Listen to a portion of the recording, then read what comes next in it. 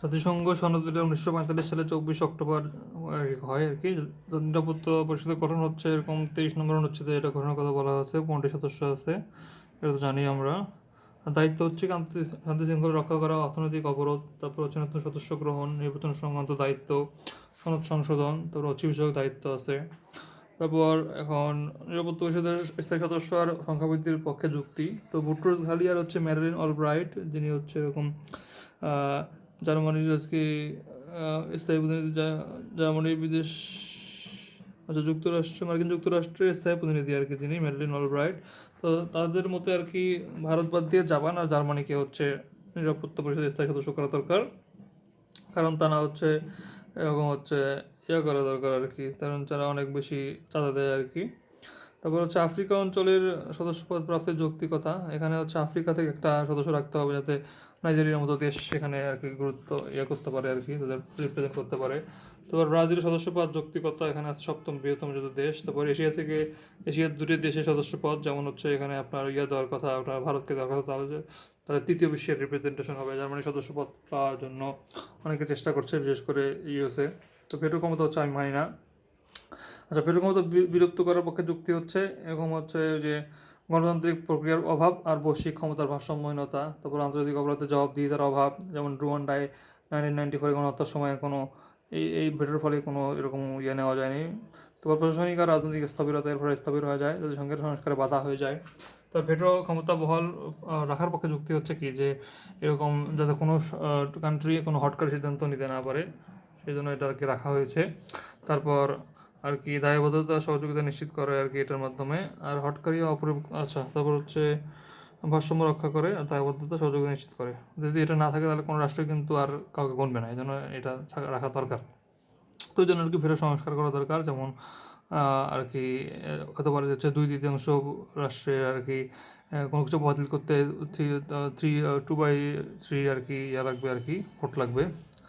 আর বলতে হচ্ছে নিরাপত্তা পরিষদের সংস্কার শূন্য দাবি। তো নিরাপত্তা পরিষদের সংস্কার হচ্ছে কি হতে পারে এরকম হচ্ছে আঞ্চলিক অর্থনৈতিক বৈষম্য দূরকরণ করতে পারে তারা। তারপর ভেটো ক্ষমতা নিয়ন্ত্রণ করতে পারে, মহাসচিবের ক্ষমতা বৃদ্ধি করতে পারে। তারপর নিরাপত্তা পরিষদের ক্ষমতা হ্রাস করতে পারে, চাঁদার ব্যাপারে কঠোরতা, তারপর হচ্ছে শান্তি রক্ষা এগুলোতে করতে পারে। তারপর চ্যালেঞ্জার প্রতিবন্ধকতা কি, যে P5রা এখানে আর কি হস্তক্ষেপ করে বেশি। তারপর স্থায়ী চার্টার অনুসরণ করতে গেলে আপনার হচ্ছে P5 আর হচ্ছে 3/2 এর আর কি দরকার আর কি, সংশোধন দরকার।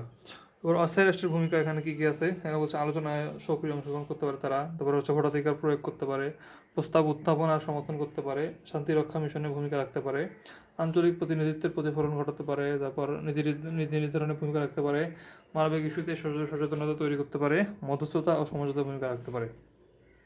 The purpose of the United Nations are to maintain to international peace and security, হচ্ছে আর্টিকেল 1 ইউনাইটেড চার্টারে বলা আছে এটা।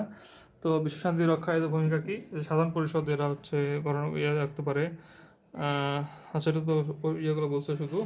আচ্ছা, ভূমিকা দেখি, ভূমিকা হচ্ছে বিশ্ব শান্তি রক্ষায় জাতিসংঘ ভালো ভূমিকা রাখতে পারে। তারপর হচ্ছে জাতিসংঘ শরণার্থী বিষয়ক হাই কমিশনার, যেটা হচ্ছে আপনার UNHCR। তারপর হচ্ছে 20 জুন এরা হচ্ছে শরণার্থী দিবস পালন করে।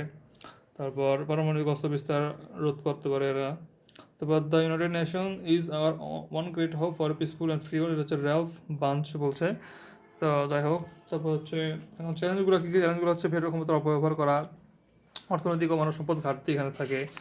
তারপর আপনার হচ্ছে জটিল আর অভ্যন্তরীণ সংঘাত থাকে, বিভিন্ন দেশের মধ্যে তো ইন্টারফেয়ার করা যায় না, যার কারণে গণতন্ত্র কিছু করা যায় না।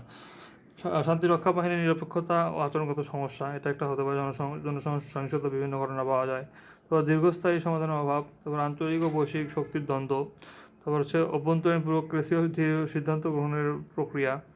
আবার জাতিসংঘের বর্তমান শান্তিরক্ষা কর্মকাণ্ডের সফলতা কী কী, সফলতা হচ্ছে আপনার ওই যে আচ্ছা, তাদের কাজগুলো কী কী, তার বিপদমার সীমান্ত রক্ষা নিরাপত্তা প্রদান করে, শস্য নির্বাচনে সহায়তা করে, মাইন অপসারণ করে, তারপর হচ্ছে বিপদমান দেশগোষ্ঠীকে নিরস্ত্রীকরণ করে, তারপর হচ্ছে শান্তি প্রতিষ্ঠা করে, তারপর সড়ক স্থাপনা তৈরি করে, চিকিৎসা কার্যক্রম পরিচালনা করে, শিক্ষা কার্যক্রম সহায়তা করে, প্রাকৃতিক দুর্যোগ খাদ্য ত্রাণ পরিচালনা করে। তারপর সফলতার দিকগুলো কী কী, এখানে হচ্ছে আপনার লেবাননের যে ইউনিফিল আর কঙ্গোতে আপনার হচ্ছে মনুস্কো, এগুলোতে আর কি সফলতা পায় বা আর কি জাতিসংঘ মিশনের সফলতা হয়েছে। নাগরিকদের সুরক্ষা নিশ্চিত করে তারা। রাজনৈতিক প্রক্রিয়া সহায়তা করে, আন্তর্জাতিক সহায়তা, অংশগ্রহণ, তারপর হচ্ছে বাংলাদেশ সহ অন্যান্য দেশের অবদান এখানে আছে আর কি। চ্যালেঞ্জ কী কী? চ্যালেঞ্জ হচ্ছে আপনার এখানে তার জন্য নির্যাতন বিভিন্ন জায়গায় করে আর কি। তারপর হচ্ছে আঞ্চলিক রাজনৈতিক সমর্থন পায় না বা কার্য করতে পারে না। তারপর হচ্ছে আর্থিক সংকট আছে, মিশন, তারপর প্রযুক্তির অভাব আছে। তারপর টেকসই রাজনৈতিক সমাধান হয় না এখান থেকে।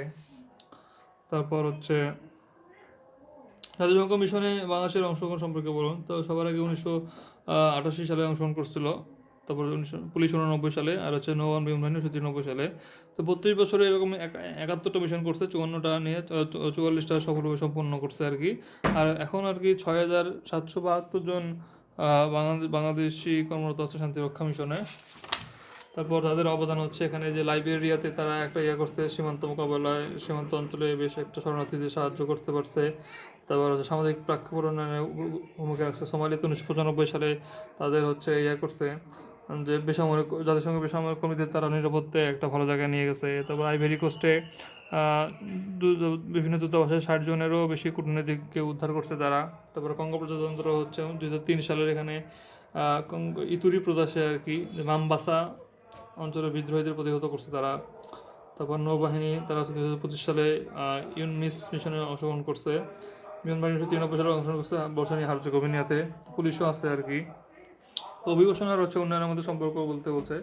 তো অভিবাসনের উন্নয়নের সম্পর্ক হচ্ছে এখানে যে উৎপাদনশীল আর কি বিনিয়োগ হয়।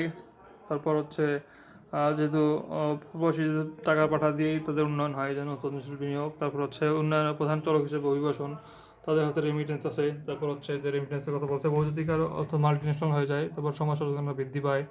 তো বাংলাদেশে এরকম, পুরো বিশ্বে এরকম অভিবাসন হচ্ছে এবং তার ফলে উন্নয়ন হচ্ছে, যদিও এর কিছু খারাপ দিকও আছে।